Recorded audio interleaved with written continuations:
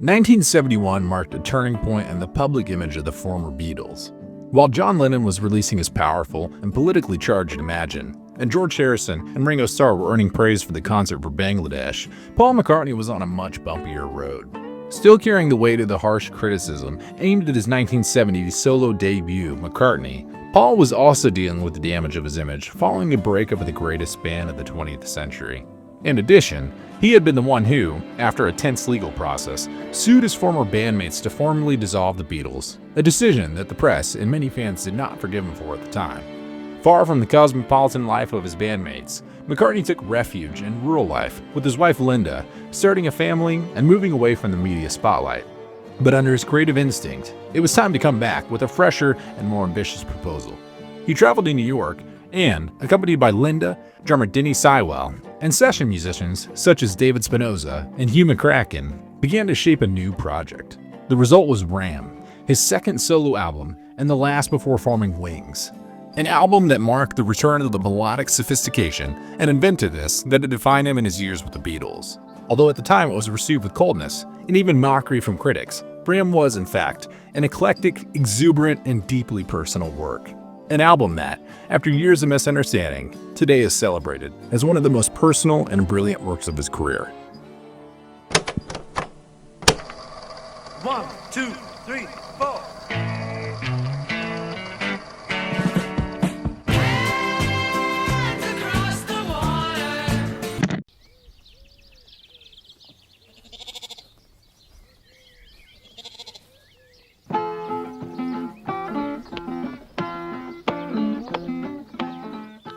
I was in the middle of this horrendous Beatles breakup, and it was like being in quicksand, and the light bulb went off one day when we realized that we could just run away and just go to Scotland, where we knew we loved it, and go and hang out.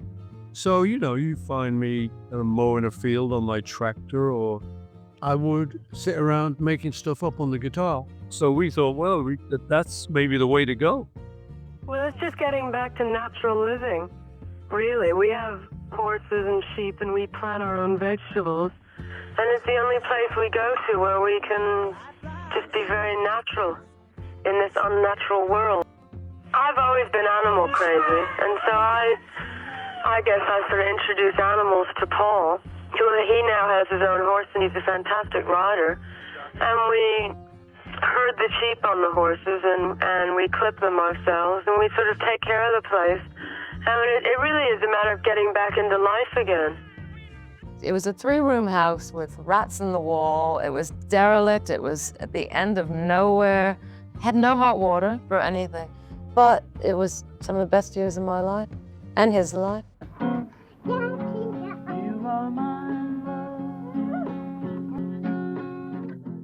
It was nice to sort of find a girlfriend, a wife, a mother of my kids who I can associate with on a kind of music level.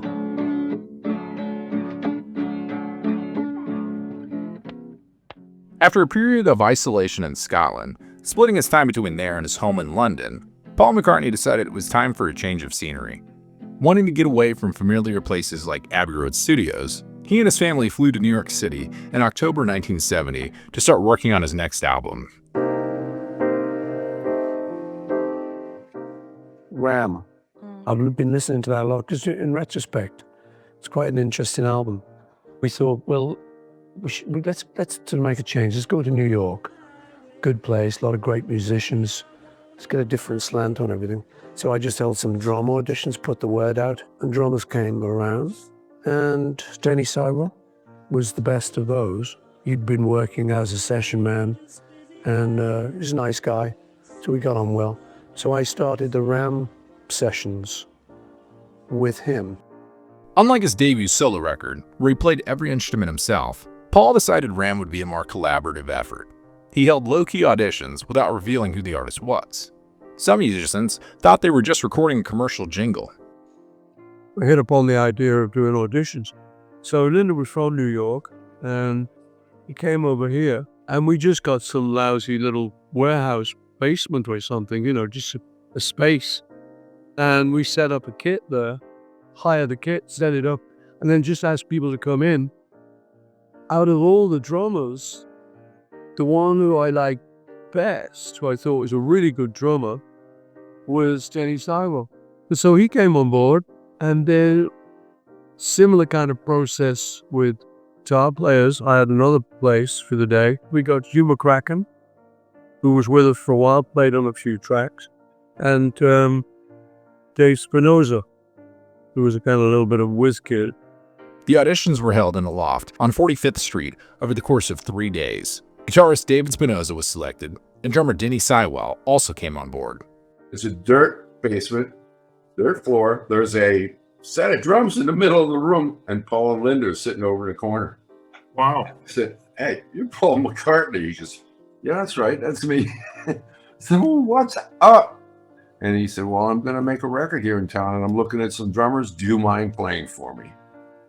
And I said, "Sure, I don't mind playing for you." I think the next line that I said got me the job. I said, "Can you, got a guitar or a bass? Can we play together?" He goes, "No, just you."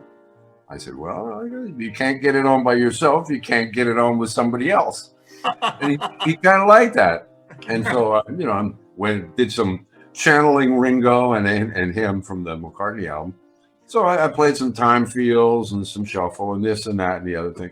And just in there 10, 15 minutes, he goes, "Oh, thanks. That's great. That's all I need, man." He said, "Thank you very much for stopping by." And I said, "Thank you, man. What a great opportunity to run into a Beatle, Sure. I was used to seeing big artists, but not Beatles.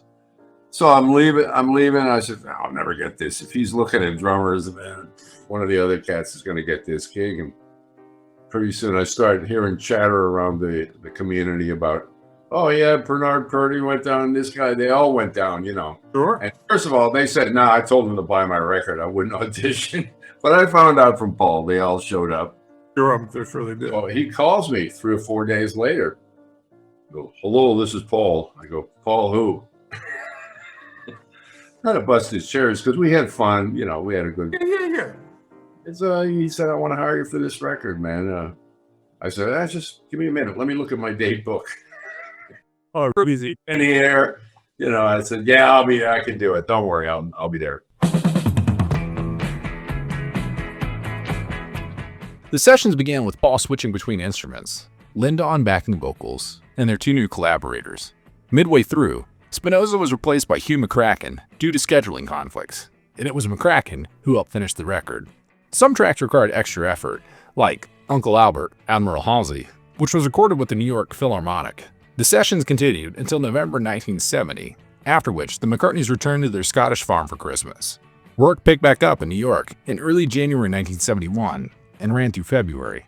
Paul would lay down basic takes while singing and playing guitar or piano at the same time, then overdubbed his bass later. By early 1971, the album was finished.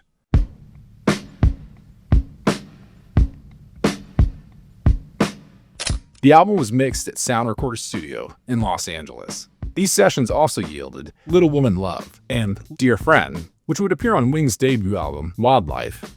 Additional tracks from this period would show up later on Wings' 1973 album, Red Rose Speedway, including Get on the Right Thing, Little Lamb Dragonfly, and Big Barn Bed. More recently, it was revealed that I Lie Around, released as the B-side to Live and Let Die, was also recorded during these sessions. Early versions of Seaside Woman, Hey Diddle, and Road All Night were also laid down, alongside other unreleased or later released material like A Love for You, Great Cock and Seagull Race, Now Hear This Song of Mine, Sunshine Sometime, and When the Wind is Blowing. Despite the solid work in New York, Paul found himself paralyzed by indecision, unsure how to narrow down the roughly 20 songs he had recorded. To help get things over the finish line, his brother-in-law, John Eastman, introduced him to producer Jim Garcia, who had just won a Grammy for his work with Blood, Sweat, and Tears. Garcia was so enthusiastic about working with Paul that he postponed his honeymoon to help with Ram. He contributed to the track Dear Boy and helped with final song selections, but it was clear McCartney felt pressure to top his debut, especially with John Lennon publicly mocking his music as being fit for Engelbert Humperdinck. That pressure started to take a toll. Instead of wrapping up the album in LA, Paul kept tinkering. He booked time at a Hollywood studio and asked Garcia to be there every day at 10 a.m., but rarely showed up before late afternoon. When he did, He'd smoke a joint and begin improvising. Garcia tried to impose structure, but found Paul impossible to direct. Paul's not the kind of artist you can guide or collaborate with. In a way, you just have to support his ideas. As weeks passed with little progress, Garcia offered a suggested track list and told Paul the engineers could handle the rest. I think he was offended, Garcia later said. I told him, "This isn't personal, Paul. You don't need me. I can't be here every day. We've got to finish. I have other commitments. I give up my damn honeymoon for this." Reflecting on the album, McCartney said, "When we decided to do the new album, we wanted to make it fun, because it isn't worth doing anything if you can't have fun doing it. Ram is real sweaty rock and roll. It strikes me as being 100 times better than the McCartney LP. The McCartney thing was a whole different trip that I needed to go through. This one, though, is really my music. This is really where I am." With Another Day released as a worldwide hit in February, Ram seemed to be gaining momentum. But even in the face of harsh reviews and a public still hostile toward Paul after the Beatles' breakup, he would later recall, "It was very much the two of us against the world at that point." The album opens with Too Many People, a sweet melody that contrasts with its biting lyrics, showcasing McCartney's talent for blending musical charm with pointed commentary. Speaking about the song in 1984, Paul said, "I was looking at my second solo album, Ram, the other day, and I remember there was one tiny little reference to John in the whole thing. He'd been doing a lot of preaching and it got up my nose a little bit. In one song I wrote, 'Too many people preaching practices,' I think is the line. I mean, that was a little dig at John and Yoko. There wasn't anything else on it that was about them. Oh, there was, Yoko took your lucky break and broke it in two. You took your lucky break and broke it in two. Lines like that reflect McCartney's dissatisfaction with the direction Lennon took after the Beatles' breakup. Although the lyrics initially mentioned Yoko directly, Paul modified them before the final recording. But that little reference that Paul McCartney mentioned was not so little at all and caused Lennon's anger. In an interview with Crawdaddy magazine, Lennon said, "I heard Paul's messages in Ram. Yes, there are, dear reader. Too many people going where? Missed our lucky what? What was our first mistake? Can't be wrong? Huh. I mean, Yoko, me, and other friends can't all be hearing things. So to have some fun, I must thank Alan Klein publicly for the line, 'Just another day.' A real poet. Some people don't see the funny side of it. Too bad. What am I supposed to do? Make you laugh? It's what you might call an angry letter, sung. Get it?" John Lennon interpreted Paul McCartney's lyrics in Too Many People as attacks on him and Yoko Ono. Upset by what he considered an unnecessary provocation on the album Ram, Lennon responded much more directly with the song How Do You Sleep, included on his Imagined album of the same year, in which he launches explicit criticisms of McCartney's talent and motivations. As part of the counterattack, Lennon also published a promotional photo in which he poses holding a pig by the ears, directly parodying the cover of Ram, where McCartney grabs a ram in a similar pose. This visual gesture reinforced the tension between the two, turning their artistic dispute into something both lyrical and symbolic. And while it wasn't a direct attack, almost anything Paul or John posted could be interpreted as a taunt or provocation to their former partner. Reflecting on the subject, Paul McCartney said a few years ago, "Too Many People was really a message to John across the airwaves. I did feel like he was, preaching a little bit about what everyone should do, how they should live their lives, and I felt, at the time, that some of it was a bit hypocritical. So in the song, Too Many People, I started off, 'Too many people preaching practices.' Piss off cake. Like, a piece of cake becomes piss off cake. And it's nothing, it's so harmless really, just little digs. The whole tenor of the Beatles thing had been like, each to his own. Freedom. Suddenly it was, you should do this. It was just a bit the wagging finger, and I was pissed off with it. So that one got to be a thing about them." On the Imagine album, how did you write, or why did I write it? How Do You Sleep? How Do You Sleep? Yeah, Is that what he said? All right. Why did I write it? Well, I don't have a reason for writing. It's a beautiful song. It's a good song. Like the Elephant's Memory Group was playing with me. He said, "We must do it." And I said, "We can't do it because they all only think of it as being in reference to Paul. Well, we think of it as a good guitar solo." And I was answering a few little messages that Paul sent to me on Ram, you see, which only I publish my lyrics, you see. He doesn't, so you have to listen dead But hard. artistically and musically, I It's a think good song. if you listen to it, it's a beautiful song. A little what? Vindictive. Well, it's an answer, Paul personally doesn't feel as though I insulted him or anything, because I had dinner with him last week. They He's were quite friends, happy. you know, and they were swearing at each other. Or, If I you can't, know, have a fight with my best friend, I don't know who I can have a fight with. Is he your best friend, Paul? I guess in the male sex he was. I don't know about now.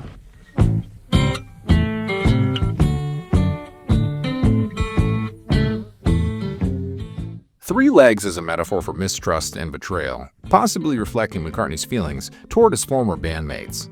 The image of a dog with three legs symbolizes an unbalanced relationship, referring to the constant 3 versus 1 battles that the Beatles had throughout 1969. Unlike John Lennon, and to a lesser extent George Harrison, who had no problem openly discussing the Beatles' internal drama and their messy ties with Apple, Paul McCartney took a much more cryptic route. He often wrapped his feelings in metaphors and kept things vague. That's why, while it's tempting to read Three Legs as a metaphor for a shift from Beatle to solo artist and family man, it's not exactly a sure thing.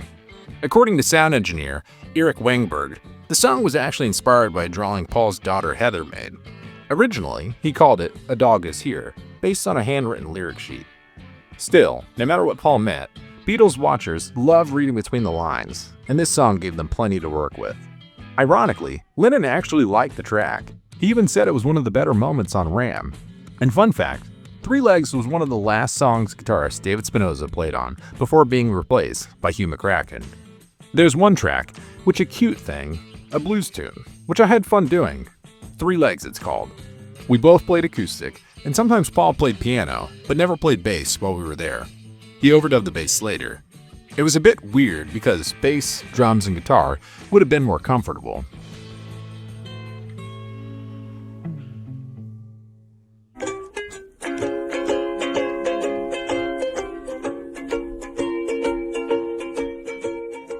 Beneath the brief piano textures that open Ram on, the real soul of the track comes through a modest ukulele rhythm.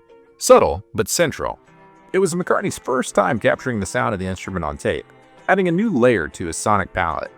For Mojo in 2001, Paul McCartney said, "Ram On is a cute little thing on a ukulele, because I used to carry one around with me in the back of the New York taxis, just to always have music with me. They thought I was a freak, those taxi drivers." The song carries a sense of serenity and acceptance, reflecting Paul's search for peace after the turmoil of the Beatles' breakup. The production that Paul put into Ram was unbelievably beautiful. And if you wear headphones and listen to the production that went into it and the sparseness of parts, it was a masterpiece.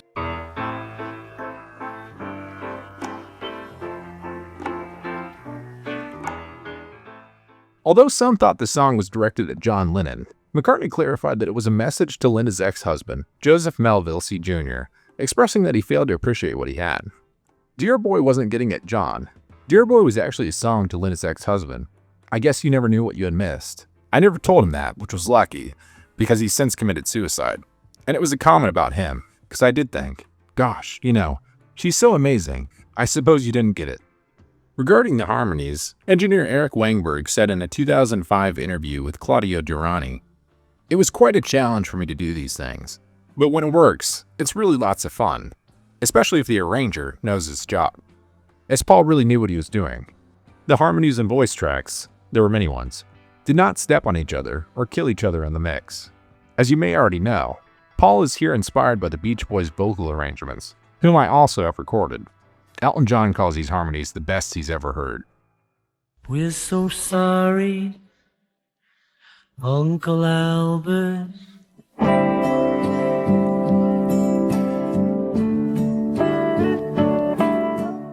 Of all the eccentric gems on Ram, few stand out quite like Uncle Albert, Admiral Halsey. Often described as one of Paul McCartney's most experimental and playful compositions, the song weaves together contrasting musical fragments into a surreal theatrical melody. While some have interpreted the Uncle Albert section as a kind of whimsical apology to an older generation, McCartney himself offered a more personal, though still ironic take, saying it was a little message to my real Uncle Albert, like a tongue-in-cheek apology. But don't look for deep meaning in every line. As Paul explained in a 2021 Q&A on his official website, much of the song was born from his love of surrealism. There's no meaning behind it. I just like the sound of surreal words, like Lewis Carroll did in Alice in Wonderland. The famously puzzling butter pie? Not a metaphor, just a surrealist image meant to surprise and amuse. With its theatrical shifts, bold vocal choices, and unexpected characters, Uncle Albert Admiral Halsey remains a singular moment in McCartney's post-Beatles catalog, a sonic playground where nonsense meets melody. Released in the United States as a single on August 2nd of 1971, it reached number 1 on the Billboard Hot 100 on September 4th of 1971, making it the first of a string of post-Beatles McCartney-penned singles to top the US pop chart during the 1970s and 1980s. Billboard ranked the song as number 22 on its top pop singles of 1971 year-end chart. It became McCartney's first gold record as a solo artist. On the US charts, the song set a milestone as the all-time songwriting record, at the time, for McCartney for the most consecutive calendar years to write a number 1 song.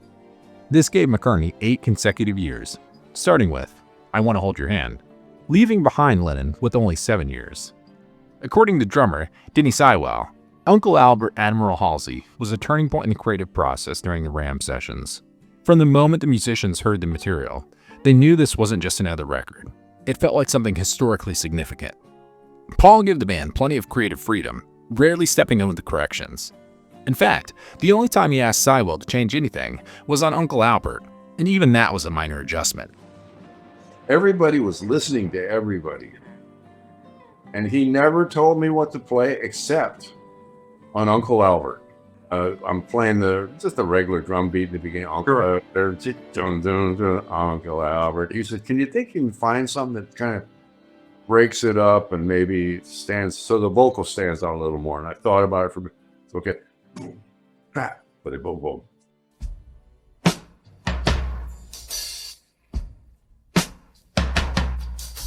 So that's the part on Uncle Albert, and he said, "That's awesome." That's the only time throughout Wings and Ram that he asked me to play a specific drum part, and I changed the part that I came up with. Guitarist Steve McCracken also recalled that, although McCartney usually had a very clear vision, in this case, he asked him to experiment. When McCracken came up with his parts, Paul was thrilled, and from then on, he let him take the lead on much of the rest of the album. For his part, McCartney has expressed surprise at the song's success, and noted that collaborating with George Martin on the orchestral arrangements made it a particularly special creative experience.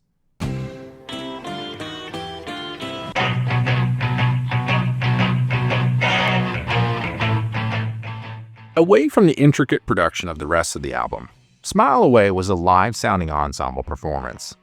The words have been interpreted by some as a commentary on the other Beatles and Alan Klein. And while it is tempting to dismiss Smile Away as meaningless nonsense, there could indeed be a degree of autobiography in the words. From mixing engineer Eric Wangberg, "To tell you the truth, there were 8 bass tracks recorded for this song. When we started to record Smile Away, I thought the bass track didn't sound good at all. Then I told Paul, should it really be like this? He answered, can you give me more of it? We then both did our best to distort the heck out of the sound by different means, but the sound had to be streamlined.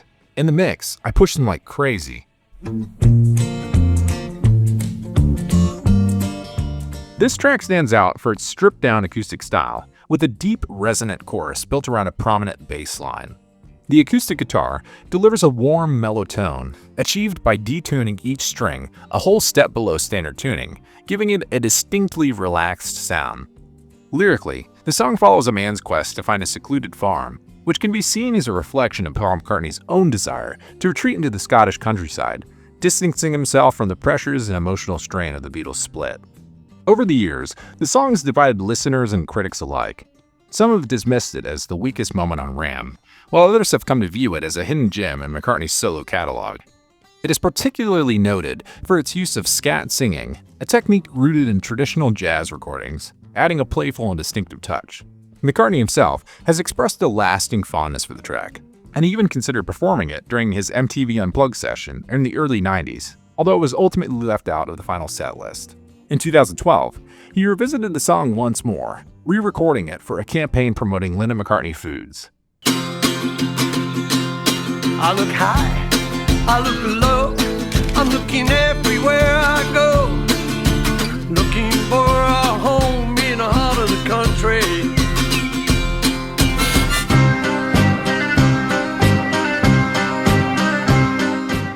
Inspired by his children's use of wordplay, Monkberry Moon Delight featured lyrics chosen more for their phonetic sound than their meaning. The title was derived from an alternative word for milk that the McCartney children used. Further inspiration came from the 1959 Lieber and Stoller song, Love Potion No. 9.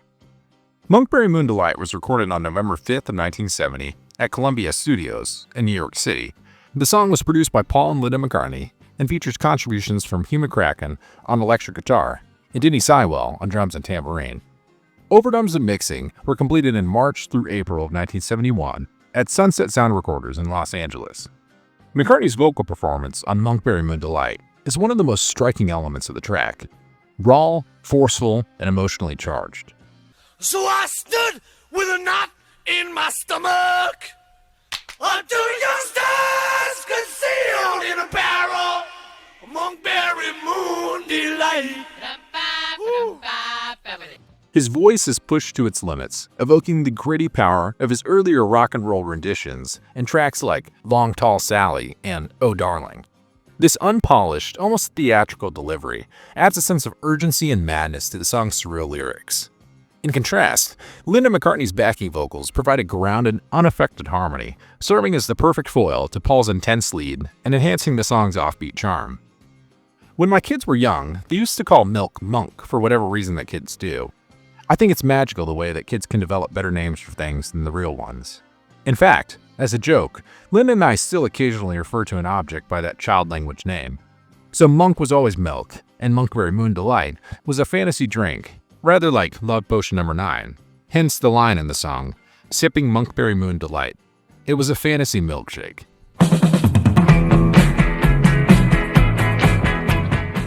Recorded in early 1971 during the Ram sessions in New York, Eat at Home is a punchy three-chord rock track that channels Paul McCartney's love for classic rock and roll. Driven by his energetic guitar work and crisp drumming, the song also features Linda McCartney's charming backing vocals, adding warmth and balance. The tune draws heavy inspiration from McCartney's idol, Buddy Holly, blending upbeat retro pop with a cheeky, playful edge that some critics have described as a rollicking, winking sex song. Despite not being released as a single in the US or UK, it gained solid traction on radio and charted well in countries like Norway and the Netherlands. Lyrically, the song is a light-hearted celebration of domestic life, with McCartney once jokingly referring to it as a plea for home cooking. It's obscene. Beyond the humor, it reflects a deeper theme present throughout much of Ram: Paul's joy in his new life with Linda, far from the chaos of the Beatles' breakup. While John Lennon was famously harsh in most of Ram, he reportedly made an exception for Eat at Home, admitting he genuinely enjoyed it. Linda and I both knew that she was a novice. I was the veteran, almost at that stage. I'd been through the Beatles. The sort of question was how to manage those two ends of the spectrum. What I liked about Linda's singing was the tone of her voice. I'd never worked singing with a woman before. All my harmonies to that date had been with males. So I liked this idea of her range. So we just took the time. I had a good producer, Jim Gershio. Encouraged Linda to just take it easy, relax, put a good performance in, which she did.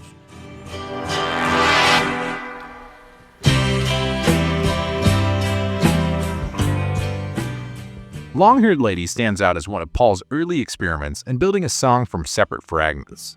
Originally conceived as three distinct ideas, Well, Well, Well, Who's the Lady, and Love is Long, McCartney wove them together into a sweeping, genre-blending piece, the longest track on the album. The core recording took place in New York during the Ram sessions, but much of the backing vocals were later added at sound recording in Los Angeles. The song's dreamy, almost theatrical quality captures the spirit of the early 70s with a romantic, slightly psychedelic flair. And having my best mate, my wife, to sing along with was very comforting. It was really kind of actually getting a bit more professional. When we were doing Ram, the headline was, "Who does Linda McCartney think she is?" This whole thing about how I'm not fashionable, Paul's fashionable, all this crap, I think you could get crushed. You know, it's like sticks and stones will break my bones, but words will break my heart. So who listens? Though often seen as a quirky time capsule of the era, The song also reveals McCartney's growing ambition as a solo artist, blending personal intimacy with studio innovation. More than just a studio experiment, Long-Haired Lady held deep emotional resonance for McCartney. The engineer Eric Wangberg said, "When I mixed Long-Haired Lady, he never commented. He was just listening to what I had done. He stood behind me, with his hands on the chair, with his head next to mine, because he wanted to hear exactly what I heard from the speakers when I mixed. And when it finished, I turned around and I saw a tear running on his face." Paul is a very, very sensitive person. Listening to his vocal work with Linda really got him into it. It was amazing. Love is long, love is long, love is long. Yes, love is long. Join.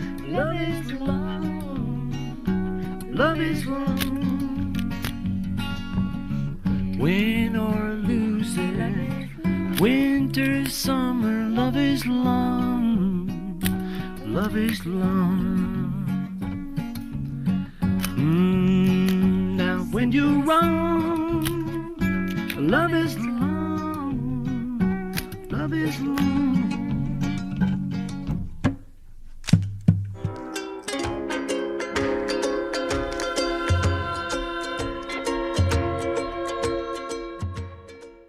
Linda and I were traveling through Scotland, heading north from Glasgow. As I'm driving, I'm just thinking. Linda often used to say she could see my brain working. I would just be filing through ideas. And I just hit upon the word ram. It's it's a male animal. And then there's the idea of ramming, pushing forward strongly. Very short, very succinct, kind of title you wouldn't forget. As Ram nears its end, Ram On, Reprise, returns like a soft echo, tying the album together with a quiet, introspective bow. At just under a minute, this stripped-down fragment revisits the ukulele-driven melody from earlier in the album, but now feels more reflective, like a coda after the emotional ups and downs that preceded it. Recorded during the same sessions in early 1971 at Columbia Studios in New York, its brevity adds to its charm, giving the sense that McCartney is walking the listener out the door with a smile and a wink. Though short, the reprise isn't just a callback. It also feels like a bridge. In fact, some of the melodic and rhythmic ideas in Big Barn Bed seem to grow directly out of the relaxed, ramshackle feel of Ram On. It's a glimpse into McCartney's evolving post-Beatles sound. Playful, personal, and unafraid to leave loose threads. In that sense, the reprise doesn't close Ram, but rather acts as a gentle pause before the finale.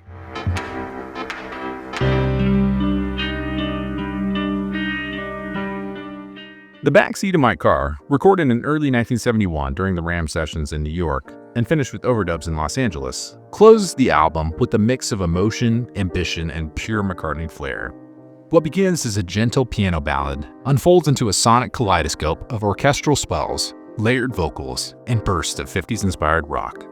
This stylistic blend has led critics like Stuart Mason to compare it to the Admiral medley or even the experimental textures of the Beach Boys' Pet Sounds.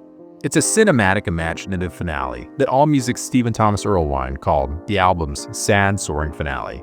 The song traces its origins back to January 1969, when McCartney casually introduced it during the Beatles' Get Back rehearsals at Twickenham Studios. Ultimately left off Let It Be, it was revived and transformed into one of Ram's most ambitious moments. Inspired by the road trips he and Lennon took as the Beatles were dissolving, the lyrics tap into themes of youthful freedom and rebellious romance. It's the ultimate teenage song, McCartney told Billboard. Even though it was a long time since I was a teenager and had to go to a girl's dad and explain myself, it's that kind of meet the parents song. It's a good old driving song. We can make it to Mexico City. I've never driven to Mexico City, but it's imagination, and obviously, backseat is snogging, making love. Beyond its nostalgic tone, the song also drew interpretation from John Lennon, who saw lyrics like, "We believe that we can't be wrong," as veiled jabs at him and Yoko Ono. Others, however, view the line as a declaration of personal independence in the turbulent aftermath of the Beatles' breakup. Mixing engineer Eric Wangberg recalled the care put into the song's production, from precise orchestral edits to layered vocal ad-libs added almost syllable by syllable. For many, including several contemporary critics, The Backseat of My Car isn't just the final track of Ram. It's its emotional and musical peak, and a standout in McCartney's solo catalog.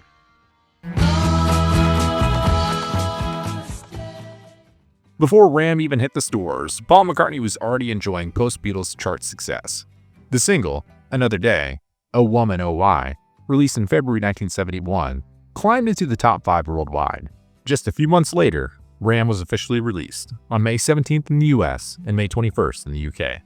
While reactions were mixed, its commercial impact was undeniable. The album soared to number 1 in the UK and number 2 in the US, remaining in the American top 10 for over 5 months and eventually earning platinum certification. Singles from the album had varying levels of success. In August, the sweeping ballad, The Backseat of My Car, was released as a single in the UK, though it only peaked at number 39. In contrast, the US got Uncle Albert, Admiral Halsey, a whimsical and ambitious track that resonated strongly with listeners. It became McCartney's first number 1 hit in America as a solo artist, with Billboard praising its imaginative structure and lush production. One lesser-known but fascinating detail about Ram is that it was also released in a mono version, despite mono albums being mostly phased out by the early 1970s. This wasn't just a stereo mix folded into one channel. It featured unique mono mixes created specifically for promotional use by radio stations.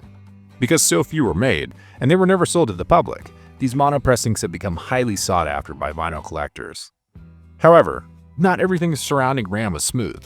In July 1971, Northern Songs and McClellan Music, which held rights to many Beatles compositions, sued Paul and Lennon McCartney for allegedly violating an exclusive songwriting agreement with Another Day, which was co-written by Linda. Although 6 tracks on Ram were also co-credited to her, both sides agreed to settle the issue of royalties later. By June of 1972, the legal dispute had been resolved. ATV, the company that then owned Northern Songs, announced that all differences between them had been amicably settled, and the McCartneys signed a new 7-year co-publishing deal with McCartney Music and ATV. When Paul McCartney released Ram in May 1971, he didn't just face the public. He walked straight into a media storm. Despite its rich arrangements and playful creativity, the album was slammed by major music critics. John Landau of Rolling Stone famously called it incredibly inconsequential and monumentally irrelevant, and criticized its lack of intensity and energy. He added that it exposes McCartney as having benefited immensely from collaboration with the Beatles, particularly John Lennon, who held the reins in on McCartney's cutesy pie, florid attempts at pure rock music, and kept him from going off the deep end that leads to an album as emotionally vacuous as Ram. Playboy accused McCartney of substituting facility for any real substance and compared it to watching someone juggle 5 guitars. It's fairly impressive, but you keep wondering why it bothers. In NME, Alan Smith further called it an excursion into almost unrelieved tedium and the worst thing Paul McCartney's ever done. Robert Christgau, writing in the Village Voice, called it a bad record, a classic form-content mismatch. But Paul Levinson countered in the Village Voice that the mismatch was in the wires and components of Christgau's stereo. Christgau further felt that McCartney succumbed to conspicuous consumption by overworking himself and obscenely producing a style of music meant to be soft and whimsical. In a slightly more positive note, Chris Charlesworth of Melody Maker found Ram an overall better record than McCartney, but still found it subpar to the recent releases of Harrison and Lennon. Charlesworth concluded, "A good album by anybody's standards, and certainly far better than the majority released by British groups and singers. Trouble is, you expect too much from a man like Paul McCartney." But here's what most people didn't know back then. Some of this backlash wasn't entirely organic. Multiple sources, including The Atlantic, have revealed that Jan Winter, co-founder and publisher of Rolling Stone, ordered a rewrite of the original positive review of McCartney's debut solo album. Critics Langdon Winter and Grail Marcus had initially praised the record, but Winter allegedly wanted to maintain allegiance to John Lennon, whose post-Beatles material the magazine was heavily promoting at the time. It's not a stretch to imagine that Ram was also caught in this editorial crossfire. In a music scene still grieving the Beatles' breakup, McCartney was the easiest one to blame. The press wasn't alone in its criticism. Even McCartney's fellow ex-Beatles chimed in. Lennon took direct shots with the scathing, "How do you sleep?" while Ringo Starr told Melody Maker, "I feel sad about Paul's albums. I don't think there's one good tune on Ram. He seems to be going strange." The message was clear. McCartney was being isolated, not just musically, but also personally. But time has a way of revealing what the headlines missed. Decades later, Ram is widely considered one of McCartney's most inventive and influential works. Critics have come full circle with outlets like Pitchfork and Rolling Stones, ironically, praising it as a precursor to indie pop and an early example of lo-fi experimentation done right. What was once dismissed as trivial is now viewed as bold and ahead of its time. The initial backlash? It says more about the era's loyalties and politics than it does about the music. How are we going to live without our Beatles, you know? They changed the world, they changed music, they changed everything in our existence, and all of a sudden it's gone. So I think they were just taking it out on him, but after a while they realized we can't really do this because it's a masterpiece. Bring the love that you feel for me. The cover of Paul McCartney's 1971 album Ram reflects the personal and intimate nature of the record itself. The photo was taken by Lennon and McCartney, capturing Paul in a relaxed pose with a ram on their Scottish farm. The image was then adorned with colorful hand-drawn borders by Paul, adding a playful and homemade touch to the album's presentation. Hidden within the vibrant zigzag patterns on the right side of the cover is a subtle message, L-I-L-Y. This acronym stands for Linda, I Love You, serving as a personal tribute from Paul to his wife. This secret message remained largely unnoticed by fans until it was revealed years later, adding an extra layer of depth to the album's artwork. On the back cover of Ram, Paul McCartney offers a subtle, possibly pointed visual gag, a photograph of two copulating Beatles. Many have interpreted this as a cheeky reference to his former bandmates, the Beatles, suggesting either unity or mockery, depending on the viewer's lens. Given the tensions between Paul and the other ex-Beatles during this period, especially in the light of John Lennon's public criticism, the image sparked endless speculation. Whether it was a playful wink or a deeper jab, it fits seamlessly with Ram's layered blend of whimsy, defiance, and personal symbolism. The overall design of the Ram cover reflects the McCartney's desire to embrace a more authentic and unpolished aesthetic, moving away from the more commercialized image often associated with major record labels. By incorporating personal elements and handmade details, the cover art reinforces the album's themes of domestic bliss and artistic freedom.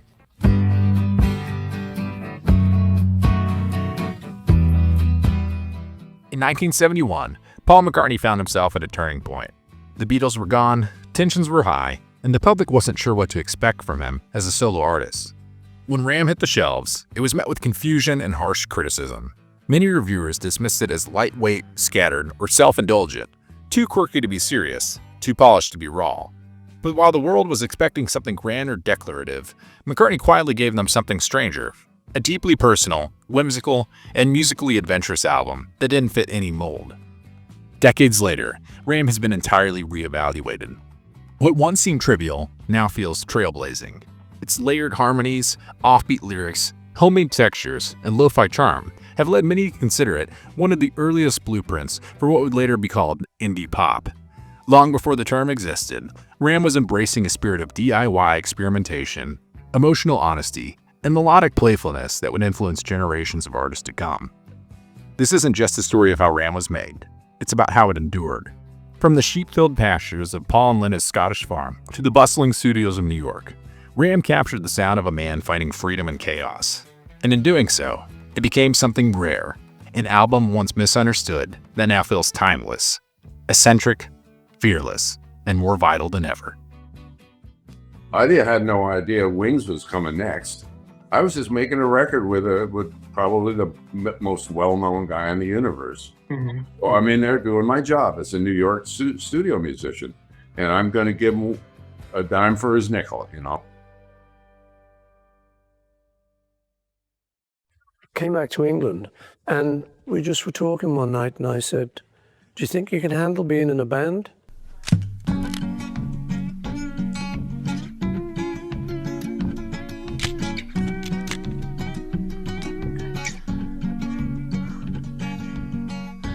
Winter, summer, ooh, doo, doo, doo, love is long, love is long.